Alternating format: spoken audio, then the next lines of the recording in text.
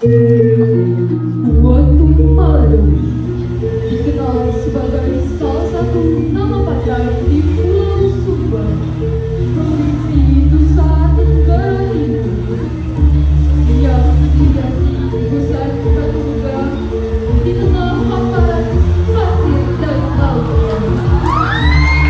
Di balik namanya yang begitu indah, terdapat legenda yang menceritakan asal-usul Pulau Sumba yang begitu subur melalui kisah seorang petani.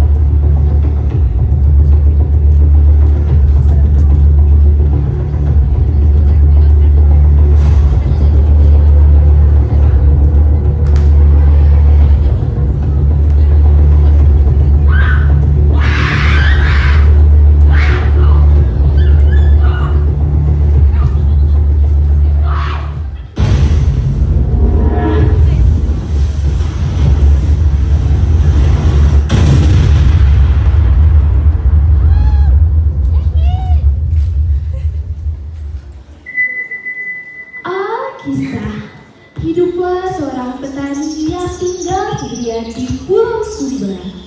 Petani yang begitu gigih dalam merawat dan menyayangi kebunnya. Ia tidak pernah merasa lelah saat mengurus kebun kesayangannya. Kebunnya yang sangat indah, hijau membentang, memanjakan mata.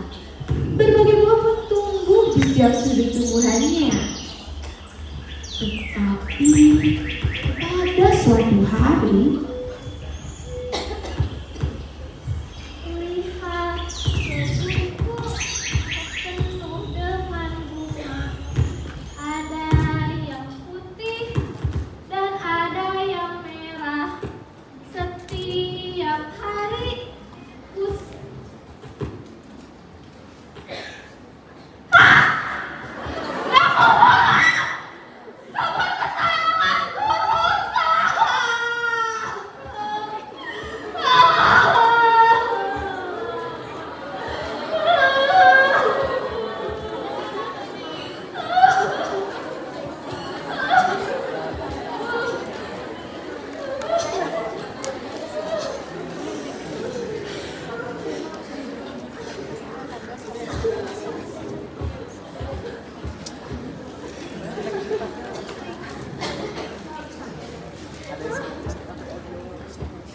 di hutan.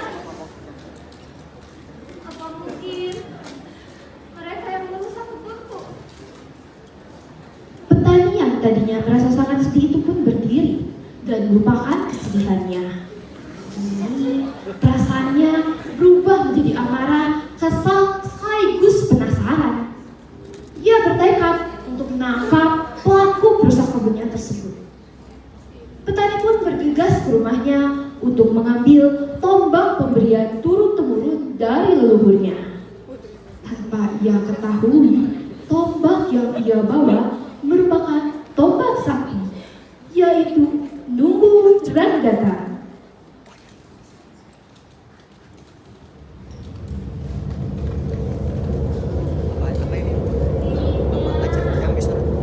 Apa mungkin kawanan babi hutan akan datang malam ini?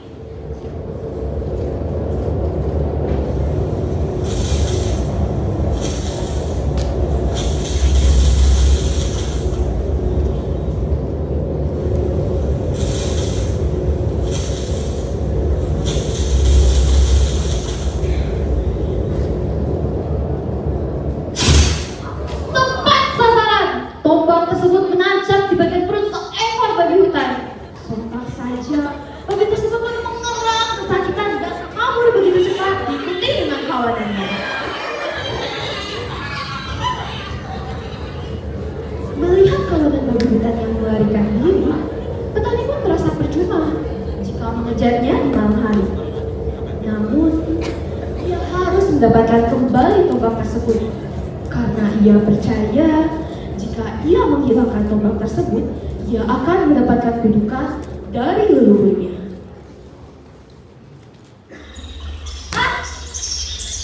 Mereka lari. Akan mencari mereka besok pagi. tiba. Saat matahari mulai terbit, petani segera mengikuti jejak kaki dan darah babi hutan yang kabur. Setelah ditelusuri, jejak tersebut menuntunnya ke tepi pantai. Anehnya, jejak tersebut hilang begitu saja. Petani pun melihat ke sekelilingnya. Dia tidak menemukan tubuh babi yang terluka. Selain itu, sepanjang perjalanan pun, ia tidak menemukan tubuh babi yang terluka. Artinya, babi yang terluka itu pasti menyeberangi lautan. Saat masih termangu, tiba-tiba terdengar suara besar dari belakang sang petani.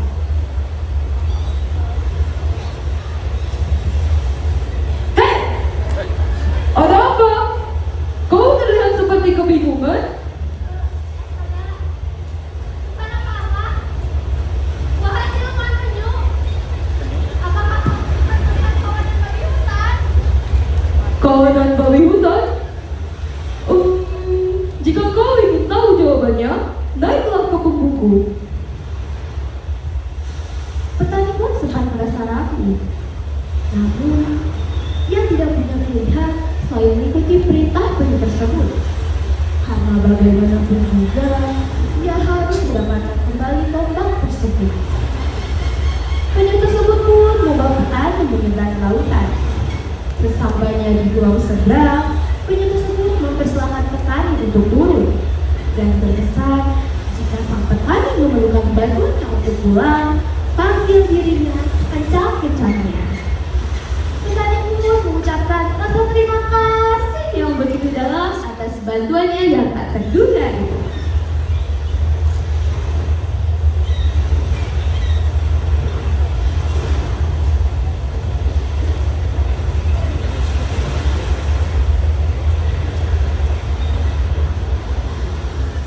Berpisahlah mereka. Penyu tersebut kembali berenang ke lautan dan petani kembali membulatkan tekadnya untuk mencari kawanan babi hutan. Petani yang bingung untuk melakukan pencariannya akhirnya memutuskan untuk mendatangi satu-satunya pondok yang ada di pesisir pantai. Pikirnya, jika benar kawanan babi hutan tersebut menyeberang, pasti penghuni pondok tersebut sempat melihat mereka.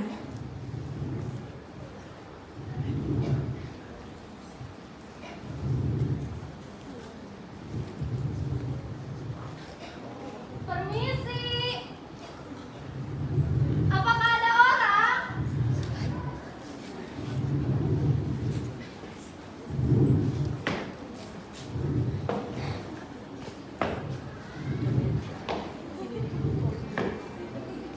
Iya, apa yang kau cari anak muda? Saya ingin bertanya, Nek. Apakah Nenek sempat melihat kawanan babi hutan ketika malam hari? Kawanan babi hutan? Tentu saja aku sering melihatnya. Kawanan babi hutan tersebut memang berasal dari pulau ini. Namun, mereka bukan babi hutan biasa, melainkan sekelompok orang berilmu yang dapat berubah bentuk sesuka hati mereka. Setiap malam, mereka pergi ke pulau seberang untuk memperoleh diri, sehingga mereka menjadi kekuatan paling kuat di pulau ini. Benarkah? Sebenarnya tujuan saya datang ke pulau ini untuk mencari kelompok berbeda menurut saya. Tunggu Ranggata. Kau mungkin akan kesulitan mengambilnya, wahai anak muda. Mereka sungguh sakti. Lalu, apa yang harus saya lakukan, Nek? Baiklah, jika memang itu tujuan kau datang kemari, aku akan mengajarimu beberapa jurus yang dapat membantumu dalam perjalanan. Benarkah? Terima kasih banyak, Nek.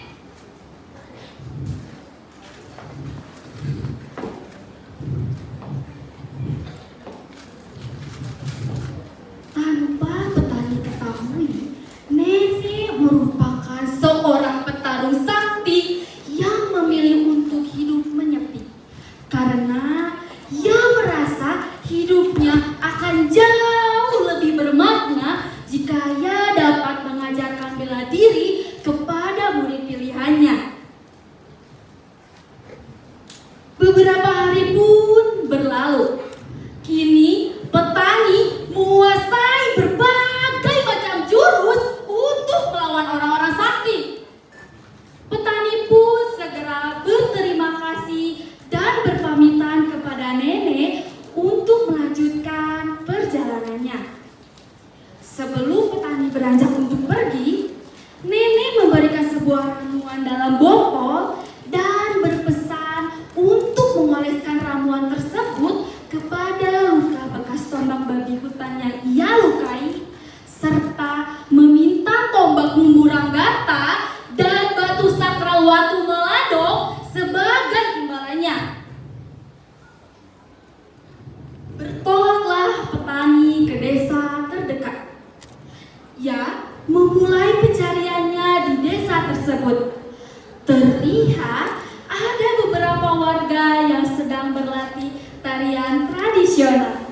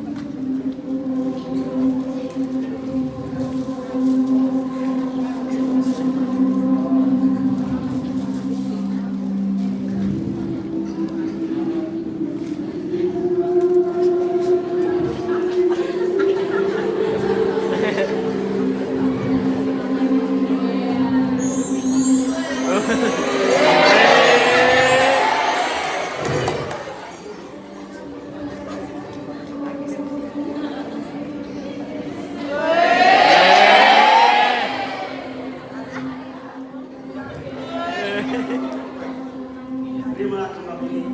Tapi bagaimana kau bisa mengetahui dari barang itu? Akulah yang menghujamkan tombak ini kepada kau.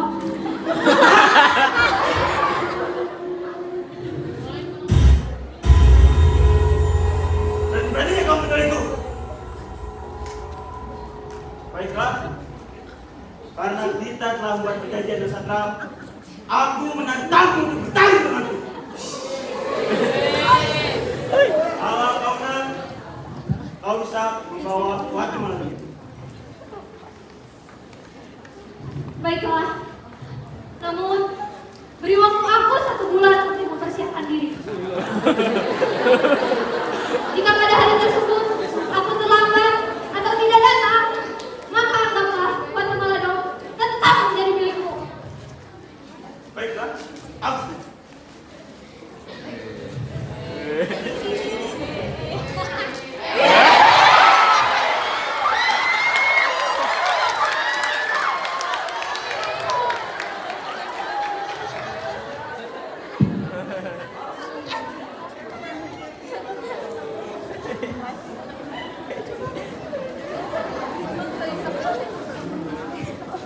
Sepulang dari kediaman kepala desa, petani menuju ke pondok nenek untuk menceritakan semua hal yang telah terjadi.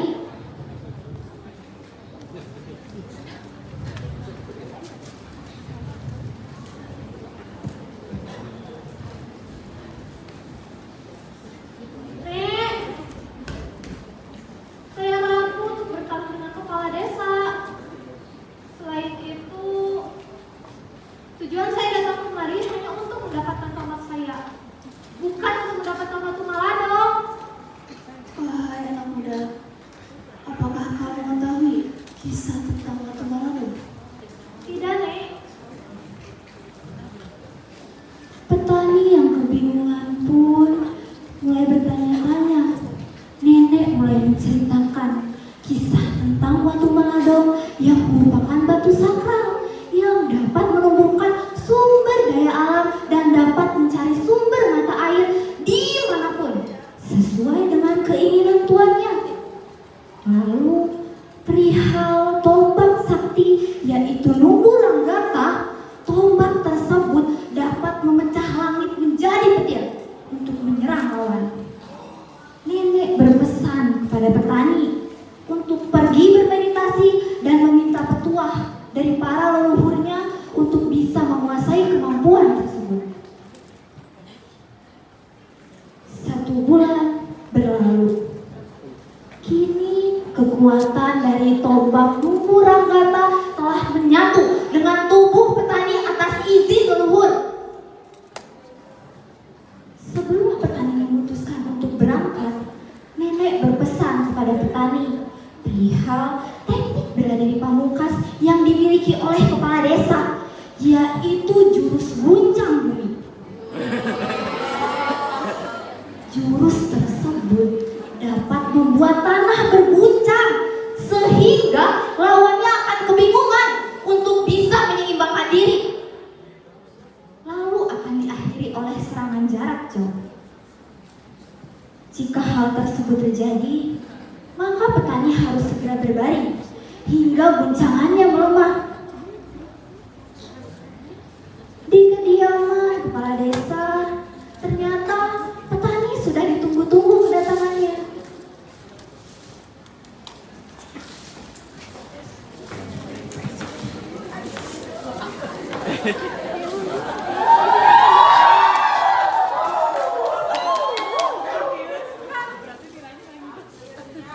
Kau datang juga. Kira kau akan berani datang. Ternyata kau tidak takut ya.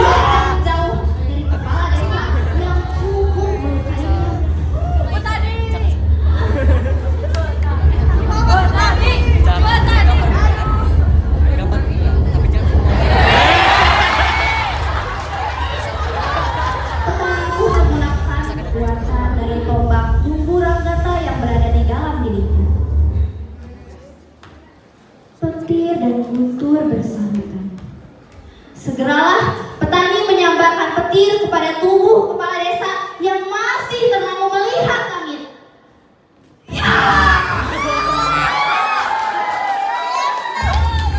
Kepala desa yang mendapat serangan tersebut langsung terbaring lemah di tanah.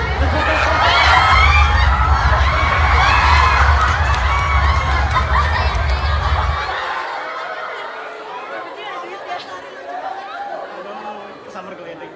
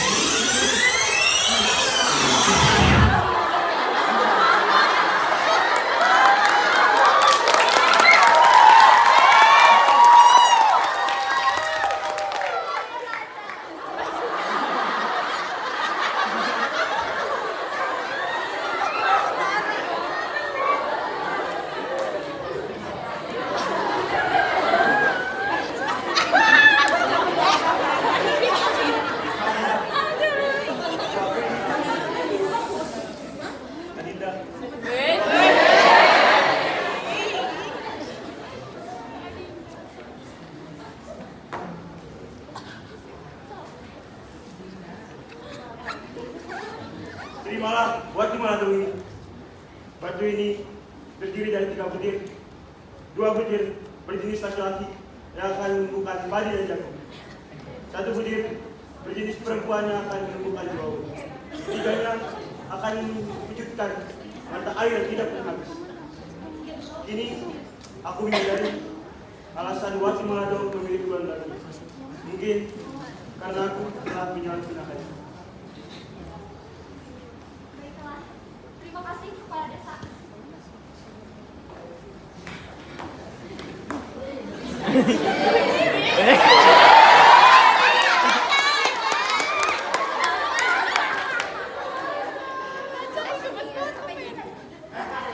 Akhirnya aku mendapatkan waktu Manado.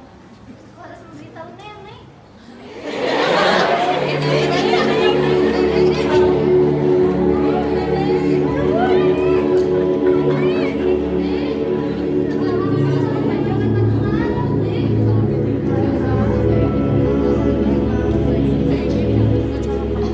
Terima kasih atas segala perhatiannya, Nek.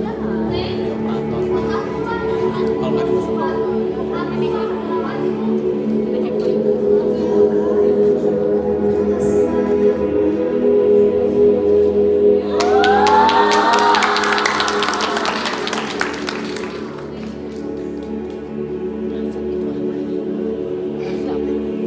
Penyu, penyu, datanglah. Aku membutuhkan bantuanmu. Aku datang.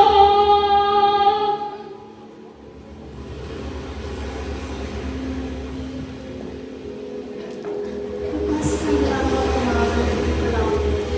Mereka akan berjalan mengikuti kemana Tuhan dapat.